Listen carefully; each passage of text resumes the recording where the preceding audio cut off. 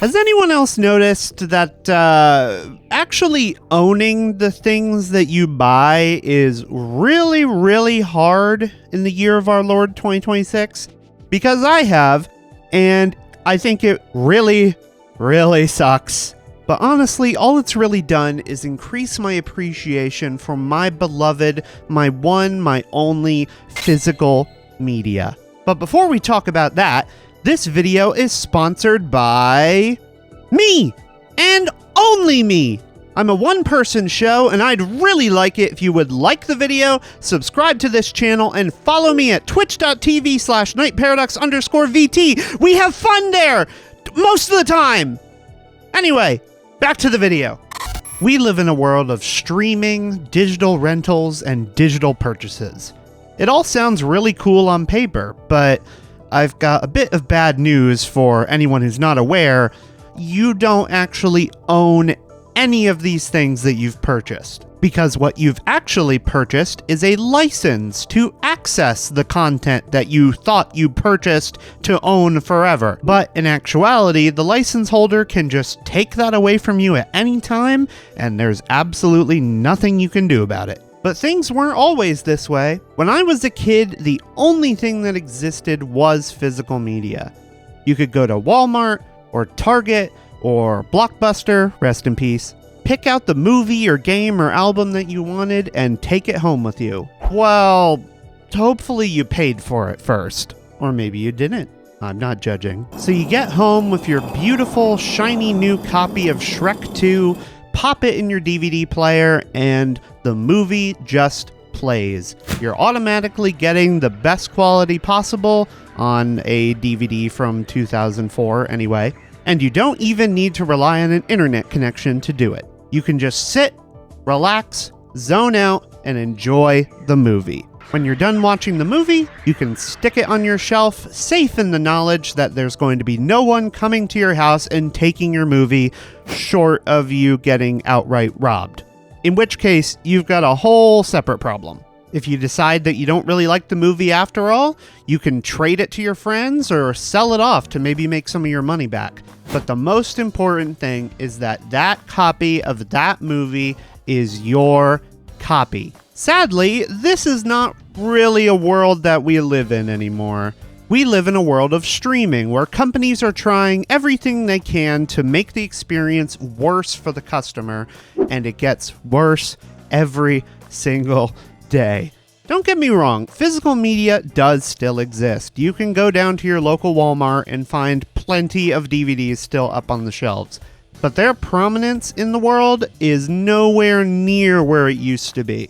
I remember the days where you could waltz into a Best Buy and be greeted with shelves upon shelves of Blu-rays and CDs and physical games, and now you can go into a Best Buy and see a refrigerator, or Catgirl headphones, or an NFT wallet? What the hell is this? The world in general has chosen convenience over ownership, and I think that is a tragedy. If there's one thing I hate more than big corporations, it's big corporations taking my stuff.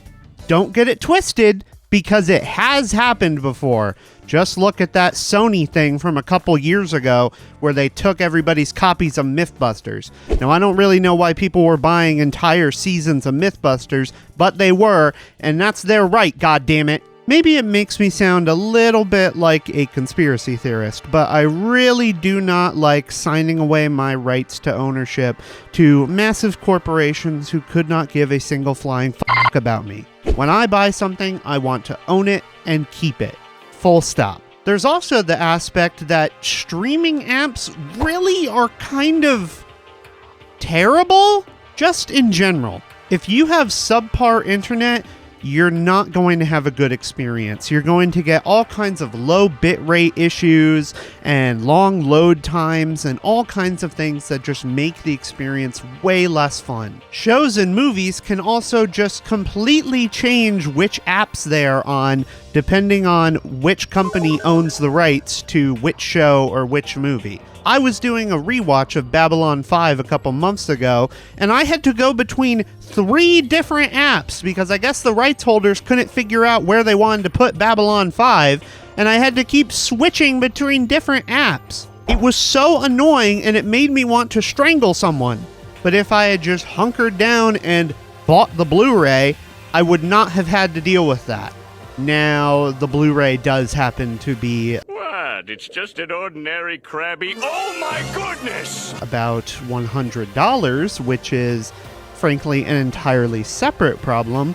But I personally would rather spend a large amount of money up front to own something forever, as opposed to spend a little bit of money and never own anything at all. But even beyond the ownership concerns, physical media is just really cool. I don't know if that's the autistic part of me talking. Okay, on second thought, it's totally the autistic part of me talking, but that's besides the point. Physical media tends to come with all kinds of extra goodies. At the bare minimum, you're getting a nice little physical representation of the media that you enjoy, as opposed to staring at a JPEG of it on an app. But you also tend to get all kinds of extra little things that add to the experience. You may get liner notes on a CD or a record that have commentary from the artist talking a little bit more about the album and the people who helped make it come together. A lot of movies that I've bought come with little books that go into the production of the movie and provide behind-the-scenes information. Vinyl records in particular tend to have massive, unique pieces of art that sometimes you can only see on the vinyl. So if you really enjoy that album, it's like you're being rewarded for buying the physical version of it. And to me, with my weird little lizard brain, that is just so cool. Now I'd like to show you some of the really cool physical media items that I've picked up over the years. I have a pretty substantial physical media library, mainly due to my incredibly poor spending habits. Let's take a look.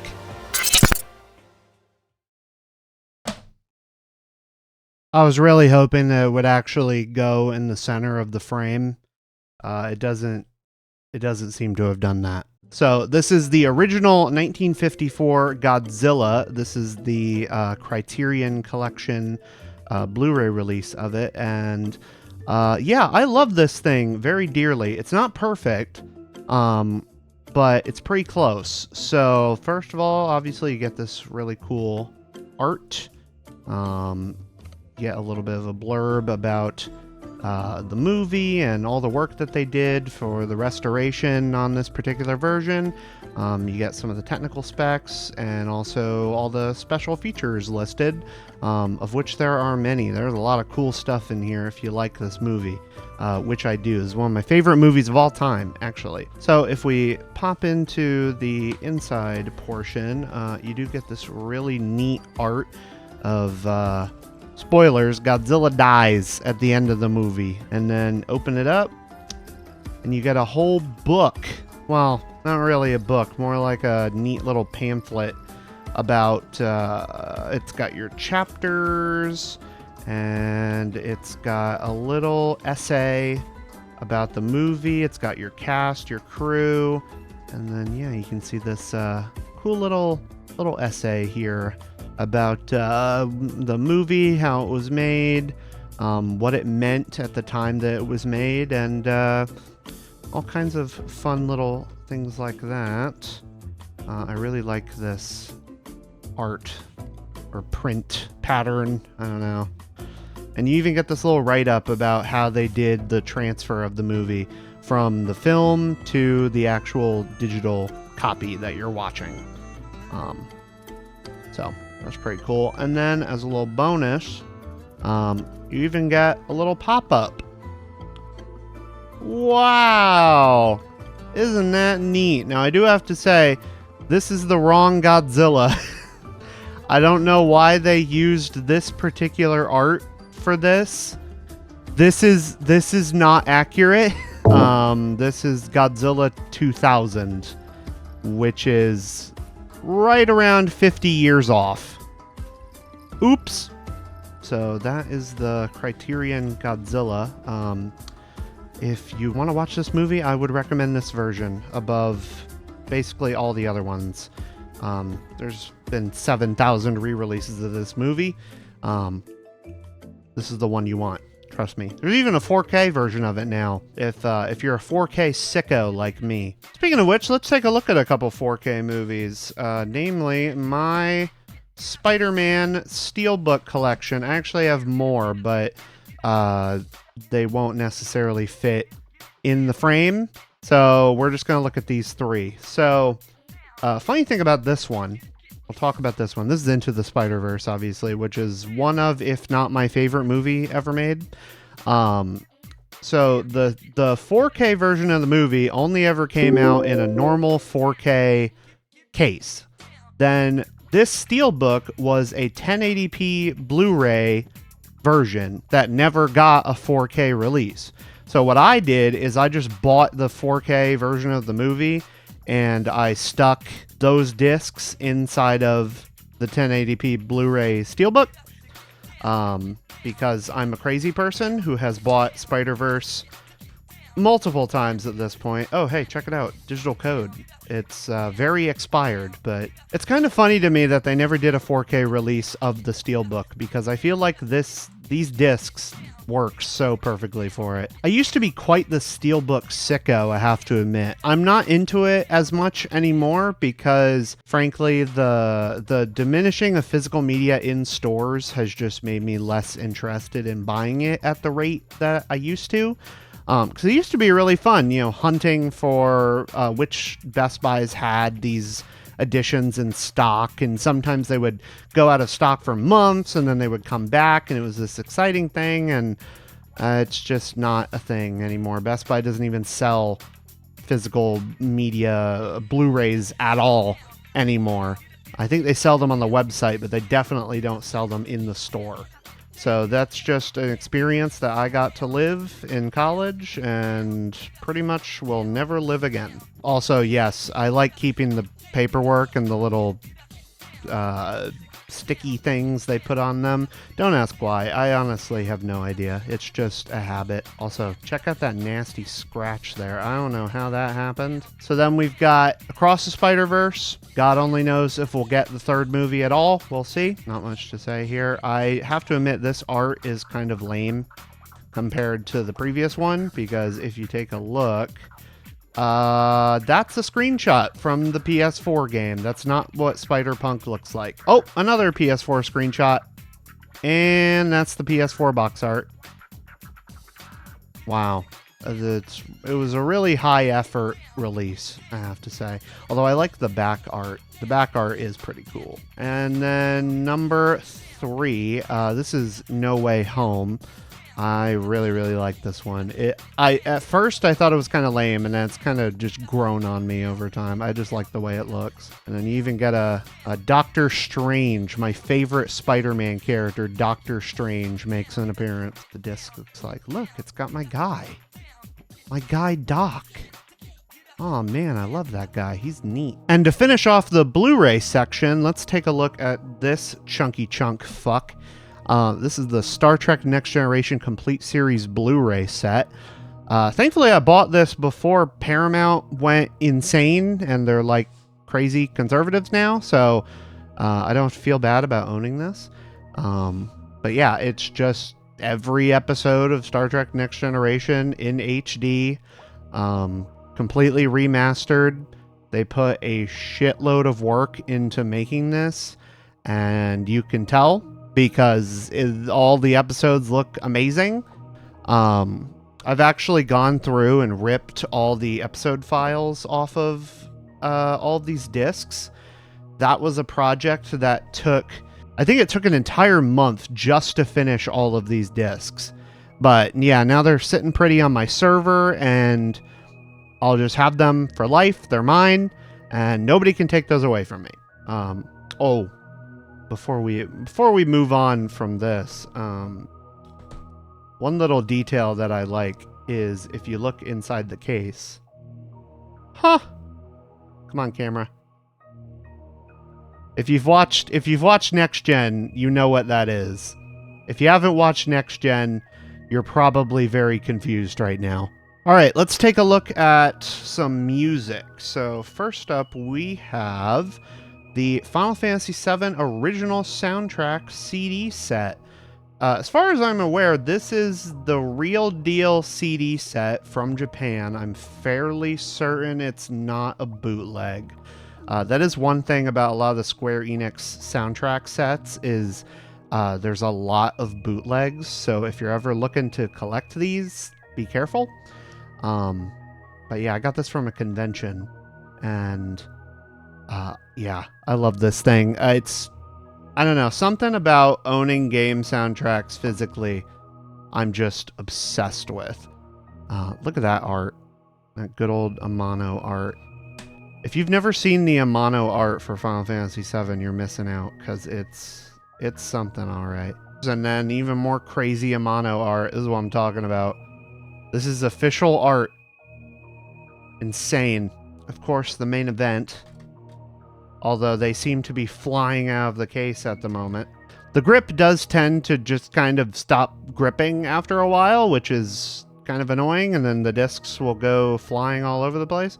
So just be aware and probably rip your discs as soon as you can, because I mean, not only them getting scratched up from flying around, but also they do rot over time. There is entirely the possibility of them just outright rotting, and then you're never gonna have discs. Oh my god, there they go again. Yeah. So much fun. Oh.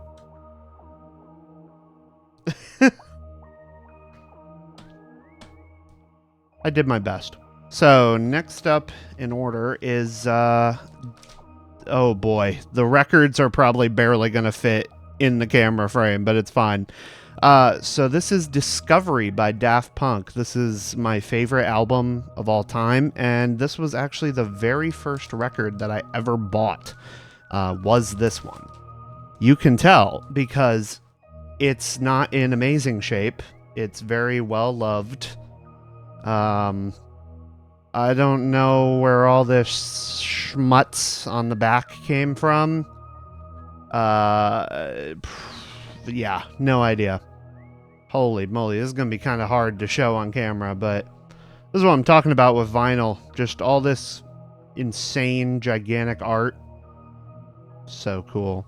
And sounds amazing. Sound quality is fantastic on vinyl. It's not perfect. If you want like perfect sound, you're generally going to want to look at CDs. But vinyl has its own charm. It's something about records are just charming and wonderful and make you happy. At least they make me happy. And then another album release I just think is super neat is this one, which is Death Consciousness by Have a Nice Life. If you have not listened to this album, you should. It's fantastic. It's a very uplifting album about how everything is meaningless and we're all going to die. It's a real heart warmer. So the reason I wanted to talk about this one is because one, fantastic album. Reason number two, if I can find it, it's in here somewhere. Okay, I had to kind of dig for it, but yeah, here it is. So this album, it just comes with a straight up book. Like, this is a real book. It's actually pretty long. I didn't finish it, but I read quite a bit of it. And it's basically the like canon that the album goes into. It's kind of hard to explain without having listened to the album. Pretty much the album refers to stuff that is elaborated on in this book. And this book is only in the vinyl version. I don't think the CD comes with it. I think it's also available online, but yeah, this is the physical version. And I just think having just a straight up book in an album is so cool. This is the kind of stuff that you're missing out on if you only experience things digitally. Just cool, amazing, detailed things like this. This is something that someone who is insanely passionate for what they do would put together. And it's something that really does get lost when we cheapen our experience with these things. Stuff like this gets lost. That's pretty much how I feel about it. And then the very last physical media item I wanted to shout out is this big honkin' chunker that I have. It barely even fits in the frame, but this is the Persona 5 soundtrack on vinyl. This thing is gigantic. So it's an entire little gift box, and it's, I think, 6 records. And they're all just stacked on top of each other. And if you look, the art is all the different Phantom Thieves. So obviously we have Joker, On, Yusuke, Futaba. And then if you got the deluxe edition, which is now extremely rare, but if you got that version, you would have Ryuji, Haru, and Makoto, and they would be the other discs. But I, being a cheap bitch, only got the normal version, so I don't have them, and I probably never will, because it's insanely expensive. It also comes with this little sticker set, so the idea is that you just take out the letters you want, and on the back, oh boy, I'm going to flip this over. The Persona 5 soundtrack makes me feel, and then you would just write down how it makes you feel. But I don't like removing stuff like that, so I guess the Persona 5 soundtrack just makes me feel like nothing. And you also get a little note from Shoji Mekuro, the composer, and it's even a calling card. Isn't that neat? If you're a giant Persona 5 nut like me, then this makes your little nerdy heart freak out. So those are all the physical media items I wanted to shout out today. Obviously, I have many more than this, but those are just a couple of the ones I thought were really cool. So anyway, thank you guys for watching this video. If you haven't already, please go ahead and like and subscribe to the channel, and maybe drop me a follow on Twitch. But thank you guys for hanging out. Bye-bye.